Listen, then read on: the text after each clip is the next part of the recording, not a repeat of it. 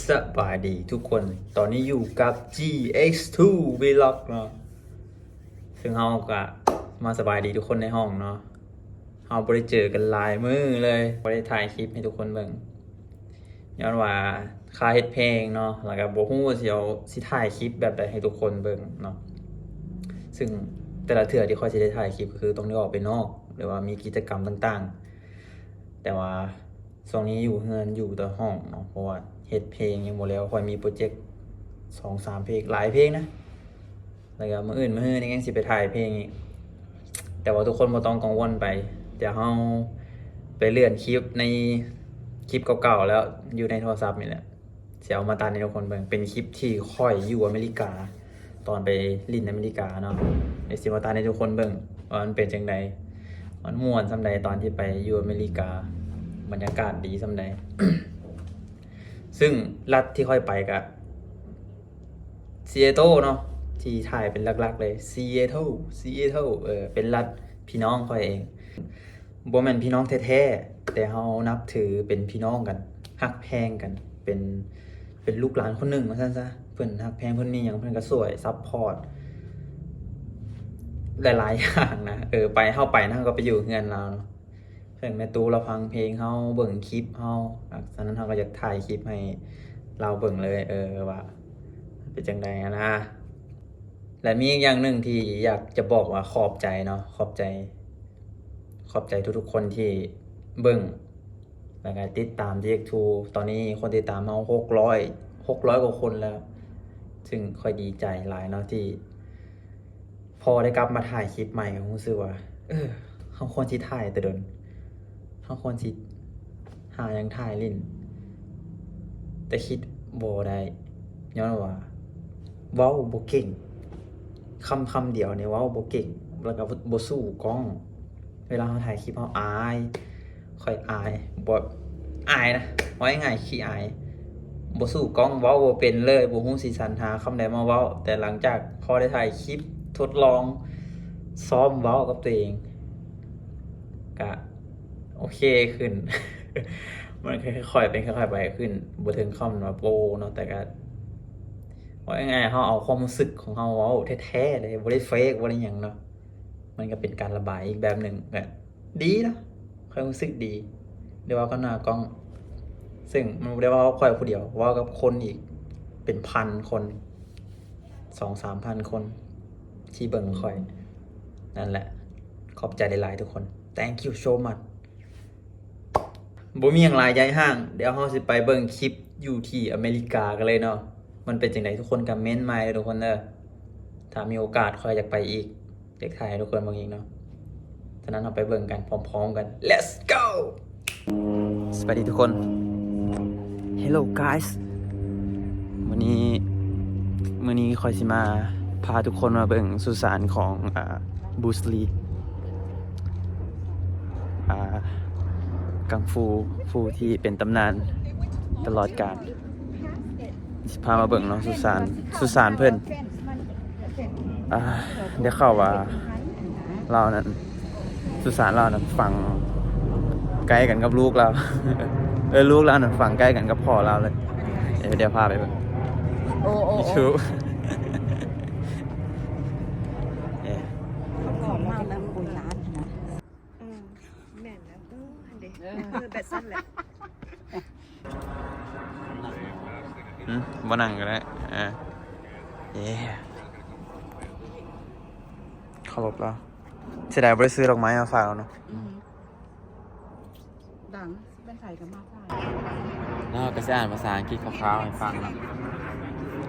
because ร้องดัง because we don't know when we will die we get to think of life as an inexhaustible แม่นบ่ถูกบ่ well yes everything happen a certain number of time ก็คือเพราะว่าเฮาบ่ฮู้ว่าพวกเฮาจะตายเมื่อใดthink of life as an เฮาก็เลยคิดเกี่ยวกับชีวิตเอาง่ายๆก็คือแบบเฮาบ่ฮู้สิตายเมื่อใดเฮาควรได้เฮ็ด ทุกมื้อให้มันดีที่สุดเลยฟิลแบบนั้น This way? I don't think we can. Okay, I'm just gonna go straight because I'm scared. Yeah. คนมาเบิ่งบุสลี คนเรียนแถว คนมาเบิ่งสุสานบุสลี ไม่ได้ปะ ไม่แล้วโคตรเฟี้ยว อันนี้ยังใกล้แล้วบ้านเราพกไปอย่างนั้นเป็นตะยะไงขี่รถไกลเนี่ยเย็นยุ่ย ภาษา I know, wow. ที่เจมอ่านอยู่ในสุสานเป็นตัวหนังสือเจมบอกว่าเอาต้องเฮ็ดทุกมื้อนี้ให้มันดี Yes. ทุกมื้อให้มันดี เพราะว่าเอาบ่ฮู้ว่ามันสิตายไปมื้อใด โอ้เฮ็ดไปได้จังฮู้อันว่าแปลไปได้ถ่ายรูปเอาบ่ เจมอ่าน ๆอ่านแปลได้นึง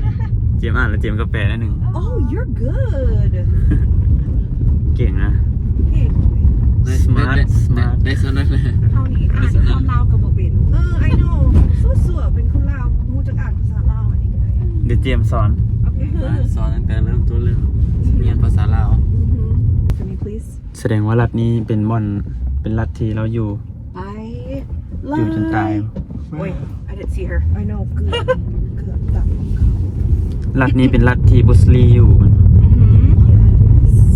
Bruce Lee เลยค่ะคนเล่นกีตาร์ชื่อเรา Kurt Cobain Nirvana Have you heard Nirvana โนวา เดี๋ยวว่านะ rock band ชื่อ Nirvana ที่ว่าก็จะเป็นในที่เซิร์ชมา right rock and roll อ๋อ เดี๋ยวว่านะเอ้ยคุ้นๆอยู่เลย Nirvana ชื่อ Nirvana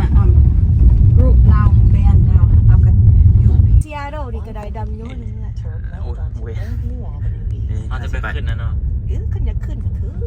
หลังจากที่เรา ขึ้นลิฟต์ เบิ่งบุสลีแล้วเราก็สิไปขึ้นนั่น มันมีลิฟต์มันบอก มันมี ถ่ายให้เบิ่ง 2-3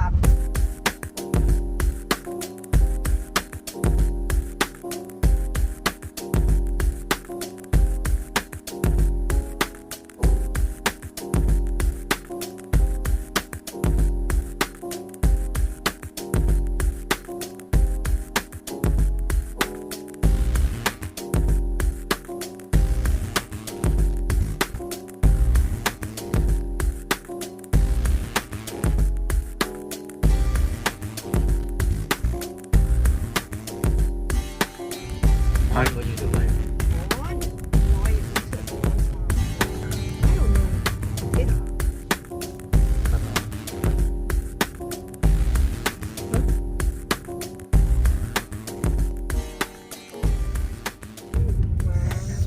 โอ้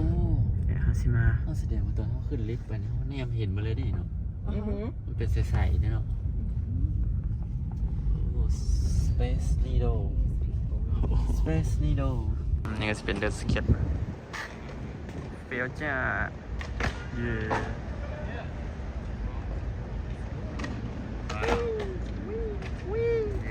มาแล้วมอนี่เฟี้ยวสุด มาในลุงนี้ลุงนี้ มอนี่เฟี้ยวสุด ลุงนี้ นี่โอ้เฮ็ดได้ปะ ยางแควรถ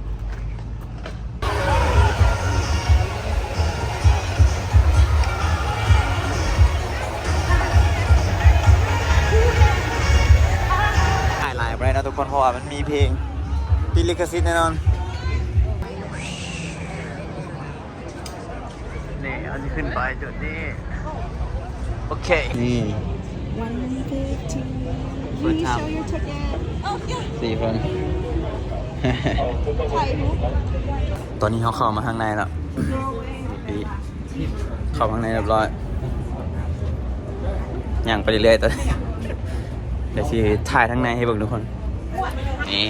เข้ามาข้างในแล้ว โอ้นี่ก็จะเป็นประวัติขั้นตอนการสร้างโอ้เด้เห็นไหมโครงสร้างเชี่ยโคตรเฟี้ยวเก่งเกินคิดการไกล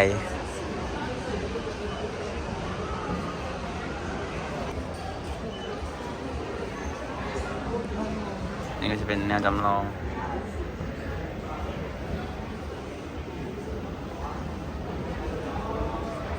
บางคนตายฮะนี่กินข้าวกินน้ำอย่างก็อยู่เทิงเลยโอ้เก่งฮะนะครับ นี่เขาเอิ้นว่าเฮ็ดเวียกชั้นสูงเด้นี่อยู่สูงทุกคนเห็นนี่เป็นเลโก้เลยนี่เหี้ยโคตรเฟี้ยวเก่งอ่ะว้าว Space. I'm going on that pad there next to the buttons. Also, if you guys are squished, this space here can fit about 4 people, so fill into that if you don't want to be so squished. เล่นไวน์ Minute just over 9 miles an hour, 41 seconds. Trip from when we started. We're about to pass through the 10-story private space. Here it is. Feel well.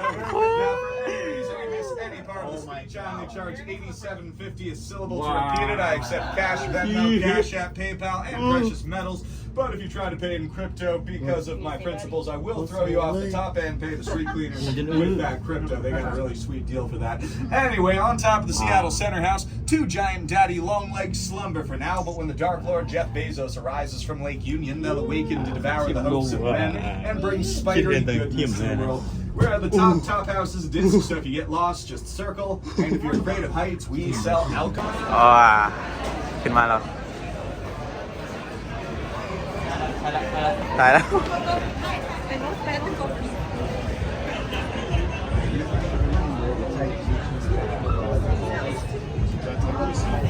โอ้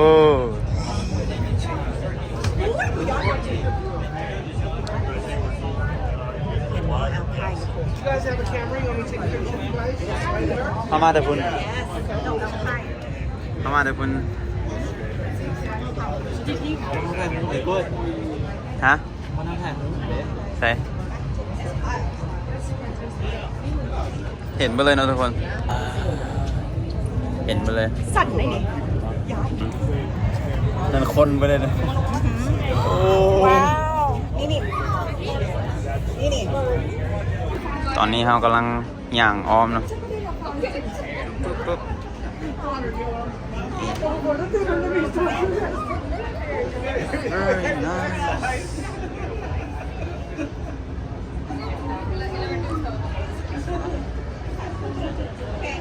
งามขนาดนั้น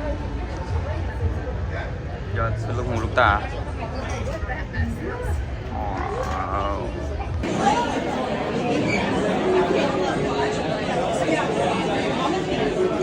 มันหมุนนะทุกคน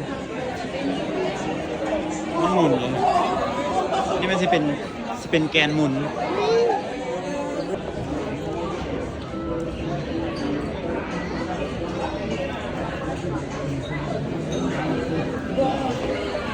โอ้โหได้ปะ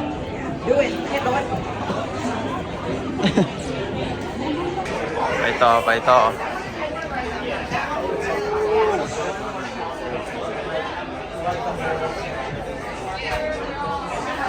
Seattle Center, we're currently having a Pride Festival where everybody's having a lot of fun. You could also see on the left side of the arch is the Pacific Science Center, Chihuly Garden and Glass right next door, where there's a garden and a lot of glass. This is my favorite view to look at. It's a wall. Exit's going to be on your left and down the stairs. That's the elevator doors. Open when you're stepping away out of the elevator. Hope you have a good rest of your day and happy Pride. ตอนนี้ GX2 ก็ได้ออกมาทางนอกแล้วเนาะหลังจากอยู่ถึงโคตรบินหัวทุกคนมันหมุนติ้วหลังจากเบิ่งคลิปแล้วทุกคนรู้สึกจังไดเนาะเม้นมาลมกันได้เม้นมาบอกกันได้เนาะนี่ก็เป็นคลิปเก่าตั้งแต่2 ปีหลังเนาะตั้งแต่ค่อยไปคอนเสิร์ตพุ่นแหละค่อยไปคอนเสิร์ตอยู่อเมริกาพุ่นแหละถ่ายไว้เนาะแต่ว่าบ่ได้เอาลงตอนนั้นแล้วก็คิดได้ก็เลยมันเป็นคลิปเก่าแล้วเฮาสิเอามาตัดลงดีกว่าโดนไปอเมริกาเนาะครั้งแรกในชีวิตเลยแหละไปอเมริกาเนาะบ่คิดบ่ฝันว่าสิได้ไปเหยียบเนาะก็เลยถ่ายไว้แต่ว่านี่เป็น EP เดียวทุกคนเด้อยังมีอีก EP 1ซึ่งเฮาสิ2 EP ซะเพราะว่ามันคลิปมันหลายคลิปนะอยากตัดรวมกันเลยแต่ว่าอย่ามันดนเพราะว่ามันครึ่งชั่วโมงเลยทุกคนค่อยถ่ายหลายแฮงถ่ายเก็บไว้หลายแฮงแต่จังได๋ก็อยากฝากทุกคนกดไลค์คอมเมนต์กดติดตามในทุกคนในช่องค่อยเพิ่มขึ้นอีก นั่นแหละขอบใจทุกคนที่เข้ามาเบิ่งเนาะสำหรับวันนี้บ่มีหยังหลายเฮาค่อยเจอกันคลิปหน้าบาย